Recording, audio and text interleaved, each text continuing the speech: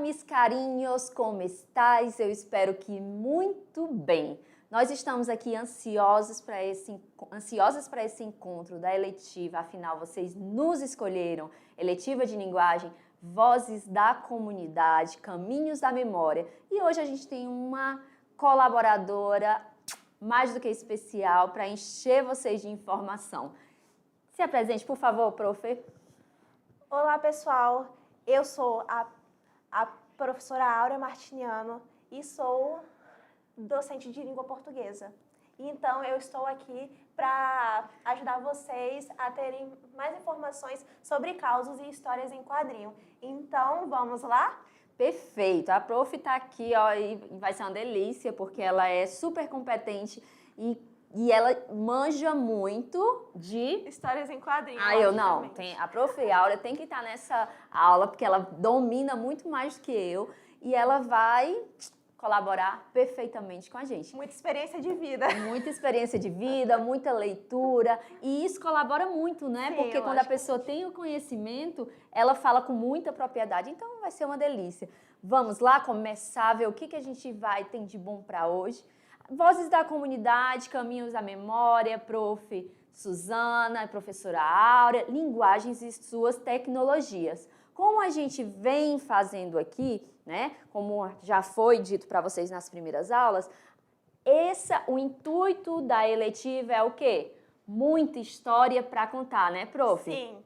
Portanto, a gente vai falar sobre narrativas de causos e histórias em quadrinhos. Todas, prof. A gente vai tentar retomar, vem aqui com a gente, para a gente olhar para eles e conversar. Lembrando que todas elas aqui, seja o gênero que for, como causos, histórias em quadrinhos, a gente vai tentar fazer com que vocês, tentar não, nós vamos conduzi-los junto com o professor que está aí com você e professora, que vocês utilizem esses gêneros para fazer o quê? Para contar as histórias das comunidades de vocês, né?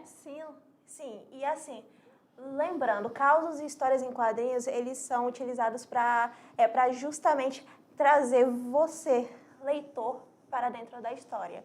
Então, tem que lembrar isso também. Exatamente. Então, o que a gente quer aqui? A gente quer que os personagens sejam pessoas que são significativas para vocês. Como assim, professora? Se a gente está falando de narrativa, né, existem os elementos. Sim. Que são os elementos... Como as personagens, o espaço, o tempo e, mais importante, o enredo. Exatamente. Que é o que compõe a história mesmo, mas a gente vai falar, né, mais pra frente um pouquinho sobre. Perfeito, prof. E tudo isso envolvendo as comunidades de vocês, as histórias de vocês, porque a gente está muito curioso para saber, tá certo? Agora sim, vamos para a tela para a gente pegar o conceito do que é o tal do causos, né? O que são os causos? Muita história para contar, que é o que vocês vão fazer bastante aqui nessa letiva. Narrativa dos causos é uma tradição oral. O que quer dizer isso, que é uma tradição oral, prof? Assim, nós temos que entender que quando a gente fala de tradição oral, é que são passados, né, de geração para geração por meio da fala.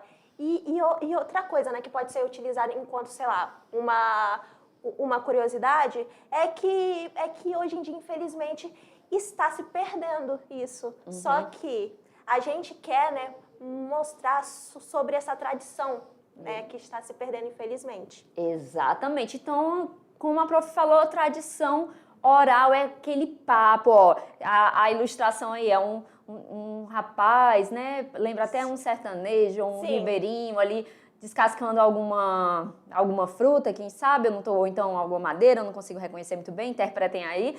Mas, sabe, claramente tá num momento ali de reflexão, se tiver outras pessoas ali, com certeza batendo aquele papo, né? Batendo aquele papo, porque de fato contar um caos é quase como bater um papo também. Né? Afinal, causos, agora a gente vai para Definição: são narrativas populares em que unem os costumes do povo e o prazer de contar a história. Possuem um aspecto irônico e ambíguo, o que resulta no humor do texto. Aquelas histórias que sempre tem uma parte engraçada, que vai passar de geração em geração, Sim. que fala sobre, que é capaz de passar ensinamentos também, não é? Às vezes medo, Sim, porque tem o elas terror. podem ser assustadoras, a Isso. gente não pode simplesmente resumir um caos a uma história engraçada. Elas podem ser assustadoras, tristes, dramáticas, elas podem ter vários tipos de conteúdo assim. Exatamente. Pensa aí se tem algum caos que você conhece da sua comunidade.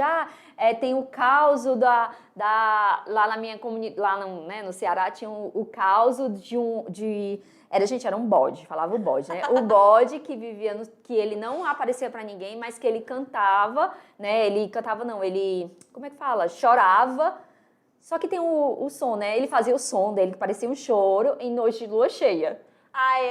Eu conheço, eu acho. E também isso é importante porque, assim, quando se conta a causa, a gente tem que se atentar para a entonação, para o som, né? Exatamente. Então, assim, quem estiver contando causa, ele não pode meio que só ficar, meio que contando aquele... Ele tem que ver as nuances e contar aquele caos utilizando sons, né? Se for possível, para justamente passar aquela emoção que o caos ele tem que ser passado quando é contado. Perfeito. Então, vamos lá. Contar a história é uma arte que nasceu com o próprio homem, na tentativa de transmitir um conhecimento de uma geração para outra, inscrevendo as experiências na memória. Contar e ouvir histórias são uma tradição tão antiga que não se sabe ao certo a sua origem. No Brasil, os causos receberam a influência dos indígenas, dos africanos e dos portugueses. E a arte de contar histórias representa uma importante fonte de identidade cultural e social, que é o que a gente está querendo fortalecer, que vamos fortalecer aqui na nossa letiva. Sim.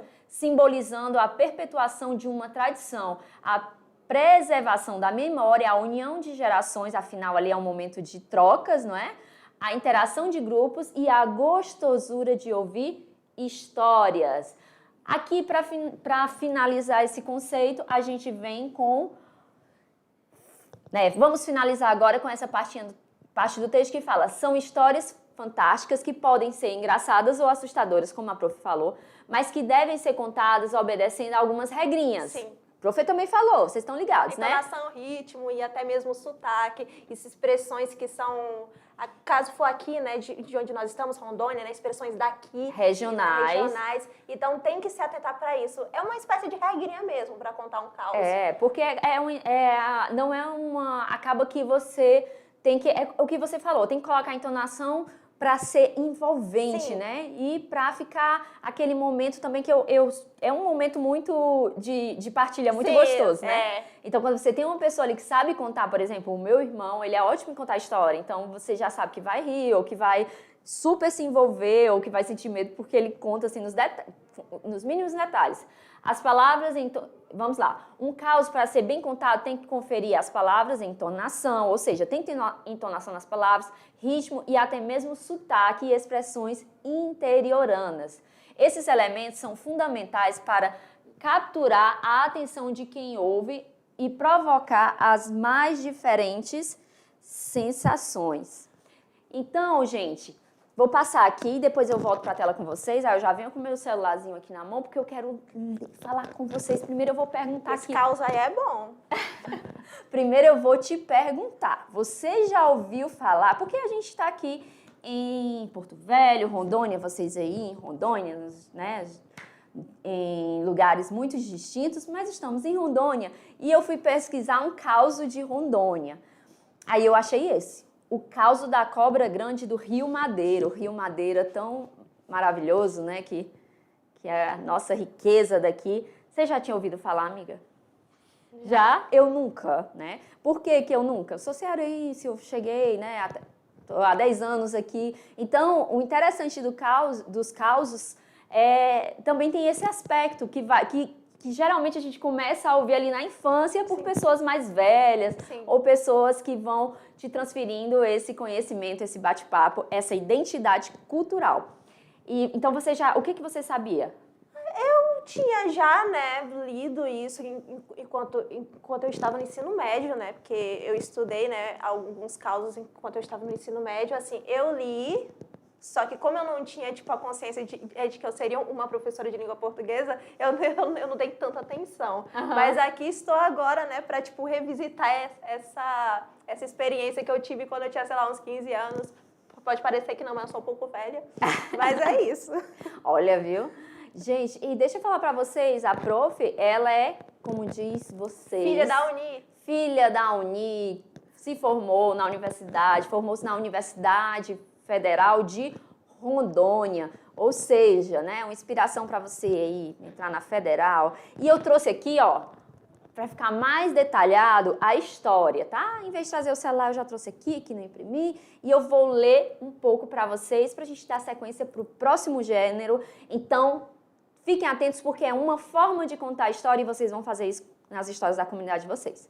O caso da cobra grande no Rio Madeira. Diz o povo que há muito tempo, no profundo leito do Rio Madeira, vivia uma serpente gigantesca, tão grande que seu corpo podia dar voltas em várias ilhas do rio. Os antigos moradores das margens do Madeira acreditavam que a cobra era a guardiã das águas e dos peixes, e que ela surgia de tempos em tempos para proteger o rio do quê? Dos invasores. Certa vez, um grupo de pescadores da região decidiu pescar em uma área que era considerada sagrada para os mais velhos. Apesar dos alertas dos mais experientes, que diziam que era melhor deixar aquele canto do rio em paz, eles queriam testar sua sorte. Os mais novos, né? Pois ouviam boatos de que as maiores pirarás, é assim? E tambaquis nadavam naquela parte. Então, os jovens queriam ali porque eles queriam testar a sorte, né?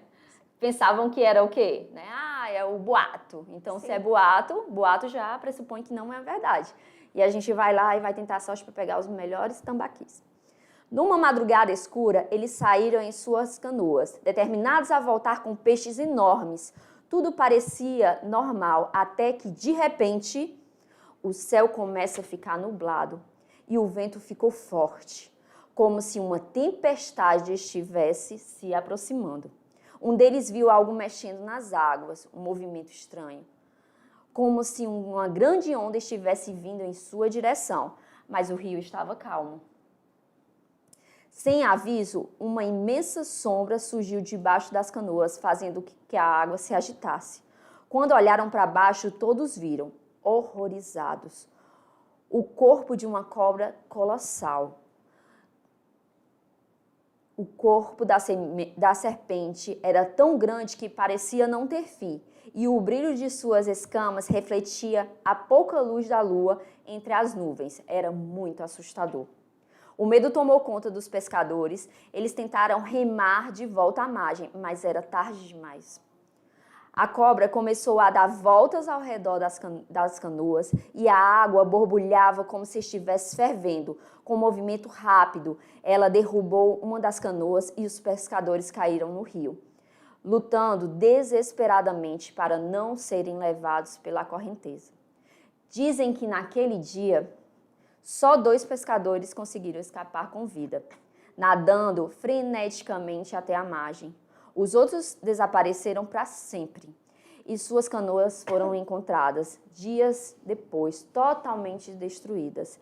Desde então, aqueles que se aventuraram por aquelas águas sagradas respeitaram a lenda da cobra grande do Rio Madeira, pois acreditam que ela aparece para proteger o seu território de quem ousar desafiar os mistérios da natureza. Então, não vamos testar, né? Essas histórias populares que vão passando, esses causos, não vamos agir como os jovens, né? Vamos ficar escutando e dando uma certa credibilidade, porque a leitura fica melhor, a história fica melhor, então vai que, né?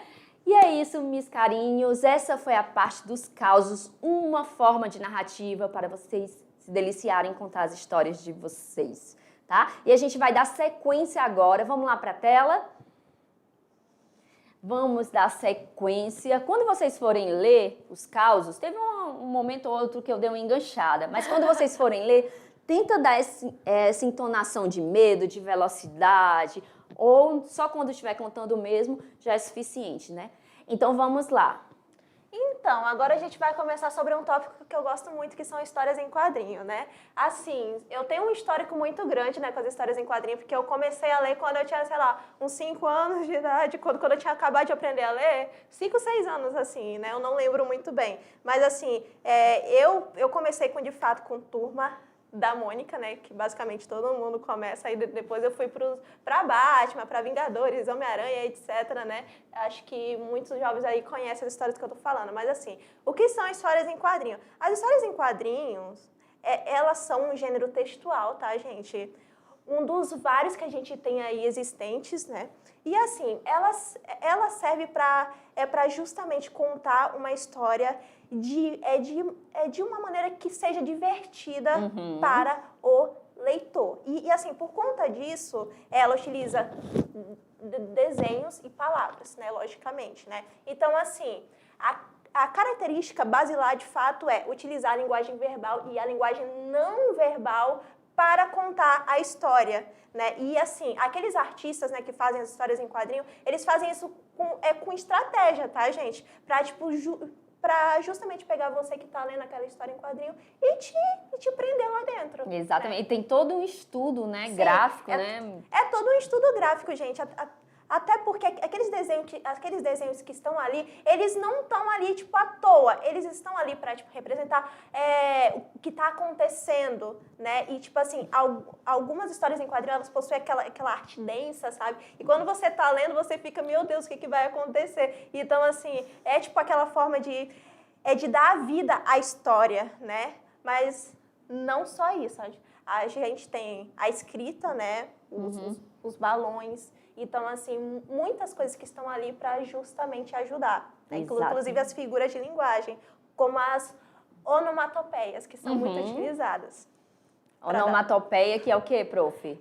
São aquelas figuras de linguagem, né, que representam um som na escrita. Então, assim, se tu vê, sei lá, um tic-tac, né, enquanto tu tá lendo aquele texto, um tic-tac, né, o que representa? É um som de um relógio, né, gente? Ou, sei lá, bum, som de explosão, cabrum, som de trovão. Então, assim, as histórias em quadrinho, elas se valem muito de onomatopeias. Perfeito. Então, eu amo, simplesmente é maravilhoso. Eu fico até feliz de falar sobre isso. Olha, que bonitinha. Gente, nada como uma leitora apaixonada, Sim. né? E é isso mesmo que a prof falou, é um gênero textual, que são, assim, números. É um gênero que vai trazer esses elementos na narrativa. Sim, como personagem, espaço, tempo, local. Então, assim, tem, né, todos aqueles elementos básicos de uma narrativa. Que pode retratar, trazer um retrato da sociedade, como também Sim. uma história totalmente criada. Faltou, assim, o termo, mas, assim, é uma ficção, né? Sabe o que é engraçado? Porque, assim, algumas histórias em quadrinho, na verdade, todas, né, que, tipo, tem em Golden Era, né, e Silver Era, então, assim, O que é Golden Era, prof? É porque, tipo assim, são, tipo, aquela famosa era de ouro, entendeu? Ah, tá. Os anos 40, 50. Então, quando tipo, se produziu melhores... Sim, e quando estava em seu auge. Mas, assim, eu falo de o período que foi Sim. que se produziu Sim. as melhores... Sim. É porque, tipo assim, histórias de quadrinho. Sim, é porque, tipo assim, gente, o contexto, ele importa muito, tá? Pra aquela história. Então, assim, muitas histórias, elas vão ser feitas conforme o contexto histórico que está acontecendo naquele momento. Exatamente. Então, assim, tenham isso em mente. Com certeza, muito interessante você falar isso, prof. Porque quando a gente fala de literatura, a gente tem que saber que existe alguém que está produzindo, Sim. o artista ali, o escritor, não é? E ele é influenciado por isso. E ele faz parte, ele faz parte do tempo que ele está inserido. Então, esses artistas, eles refletem muito o seu momento histórico, né? Então, quando você pega um artista ali da década de, que você falou... Como pode dizer, 40... década de Segunda 40. Guerra Mundial. Pronto. Aí você vai ter acesso ali, você tem que ler com a consciência que aquele artista foi viveu aquele período. Agora, se você também não tivesse informação e ler por prazer, problema. não tem problema. Mas você, como nosso estudante aqui da mediação que está na eletiva, pega essa informação e leva para sua vida, que todo livro faz parte, né? É um produto de um contexto histórico, gente. de alguém basilar isso, basicamente. Exatamente. Perfeito. Então, vamos agora para a tela. Perfeito. Seguindo. Histórias de quadrinho, o que são? Agora a prof vai falar para vocês o que são. Agora sim, gente. Olha, surgiu de alguma forma, né? Então, a primeira história em quadrinhos publicada foi The Yellow Kid, né? Que foi em 1894. Nossa. Então, assim, faz muito tempo, só que não faz tanto tempo, se você for... Mas, assim, eu não posso eximir, né, que antes, né, tinha algumas coisas, né, alguns desenhos, algumas histórias que poderiam ser consideradas, poderiam. Só que, assim, a história em quadrinho que tem mais a ver do que a gente conhece hoje é The Yellow Kid, né? Então, assim, essa história... ela assim, ela tipo fala sobre um garoto, né, que sempre utiliza, e essa roupa é de cor amarela, então por isso o The Yellow Kid, né? E tipo assim, ele é...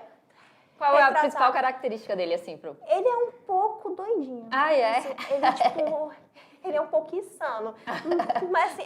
Aí agora eles estão tudo anotando. Ah, fiquei curioso. Não, fiquei curioso. Só que é pra ficar curioso, assim. Mas certeza. assim, é muito legal. Eu recomendo que eles vejam, entendeu? Mas assim, fica, né, como, tipo, a primeira. Só que a primeira, né, e logicamente pra eles lerem, né? Só que assim, não estranhem muito, porque os traços, eles são mais antigos. Então, assim, para quem é mais novo, né, e vai pegar algo, sei lá, dos anos 1800, logo anos 40, eles que são, né, da geração digital. Sim. Então, assim, os traços, eles são um pouco mais complicadinhos, como vocês podem ver nessa foto. Então, assim, não estranhem tanto. Então, só que no Brasil... A primeira chamou-se o Tico Tico e foi publicada em 1905, tá? Mas assim, gente, aqui ficou mais conhecida foi, né, a Turma da Mônica. Então, assim, quem não conhece, né? Eu amo a personalidade da Mônica. Eu acho que todo mundo começou a ler por conta dela. E quem não conhece, vai que tem alguém aí que não conhece. Pesquisa. Só que eu acho impossível. Digamos que vai que, né? Aí você pesquisa, fica conhecendo. Sim. E fica aí o registro do Tico Tico, mas como a prof falou, Turma da Mônica é a mais... É melhor, melhor. É a mais popular. Vamos para a próxima. As características, prof. Quais são as características? Então, gente, são balões, né, que, tipo, mostram diálogos ou, tipo, ideias das personagens. Só que, assim... E esses balões, eles possuem, né, as suas características próprias, né? Como, por exemplo, eu tenho um tipo de balão específico que, tipo, mostra, sei lá, os pensamentos. Um tipo de balão específico que mostra, por exemplo, se, tipo, aquela pessoa está sussurrando, né? Aquele personagem, por exemplo, falando assim, então, gente... Então, a gente tem toda aquela arte, né? Para que a gente mostre, né? O que os personagens estão sentindo ou estão, né, pensando. Então, assim, eles fazem, né, os artistas fazem isso por meio dos balões. E também, né, eles possuem, né, aqueles elementos básicos que, tipo, que é básico saber, né, que são enredo, lugar, tempo, os personagens, clímax e desfecho.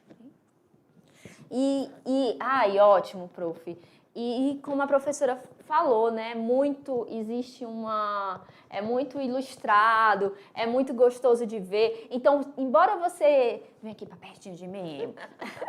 Ai, gente, eu gosto muito da prof.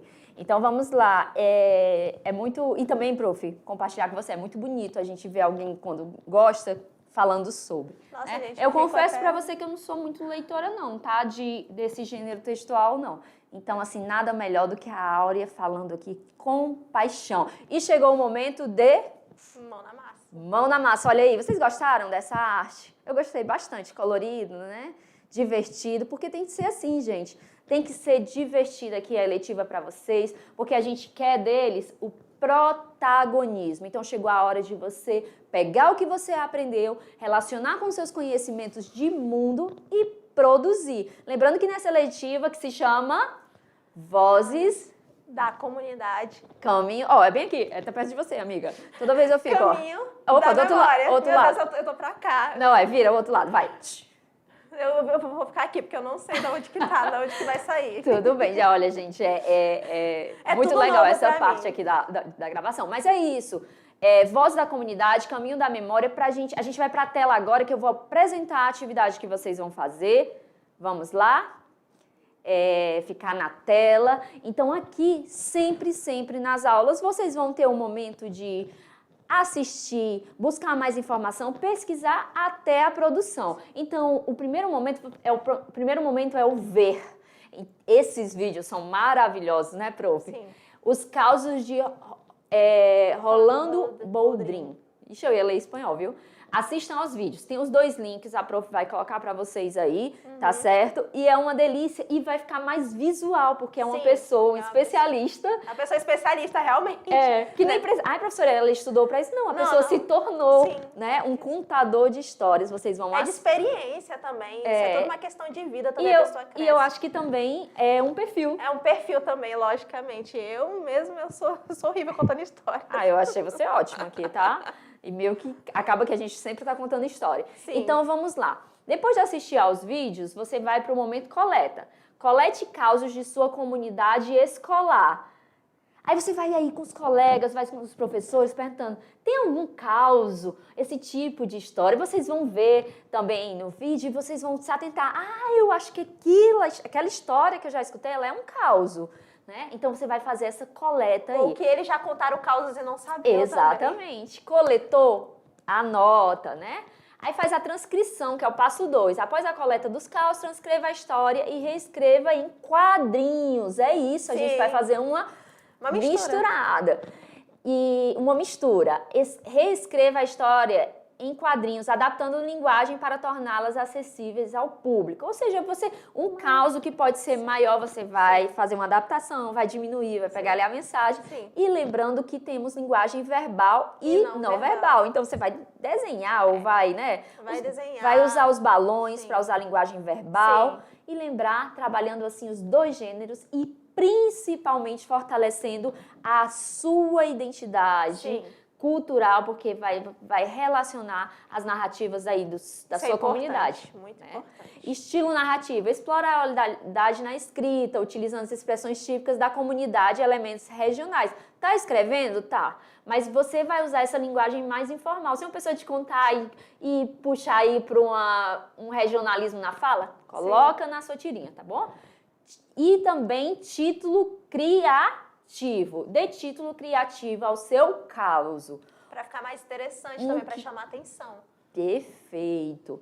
Aí, óbvio, depois dessa criação, vem o momento de compartilhar. Para finalizar os nossos estudos sobre causas da comunidade, compartilhe com seus colegas sua produção textual, que será a sua tirinha, contando um caos. Em histórias em quadrinhos. Ai, gente, foi muito bom. Sim, foi muito bom. Espero que vocês tenham gostado. Pra gente foi maravilhoso. Eu gostei muito. Gostou? Então venha divertido. mais vezes, que eu tenho certeza que eles vão gostar também. E é um prazer estar com vocês. Eu quero ver esses causos, eu quero ver essas tirinhas. Eu quero ver também. Eu quero ver. A prof quer ver também essas tirinhas. Manda pra gente, compartilha e não fica com dúvida, tá? Se tiver alguma dúvida na produção, manda mensagem que a gente estamos disponíveis para vocês. Carinhos, hasta la próxima e se despede deles com... Tchau, pessoal. Estou muito feliz de estar aqui, tá? E assim, a gente se vê de novo em algum momento, tá? Sim, com certeza. Agora foi só o pontapé. Sim. Beijo e até o nosso próximo encontro aqui na eletiva Vozes da Comunidade E Caminhos da Memória. Caminhos da Memória.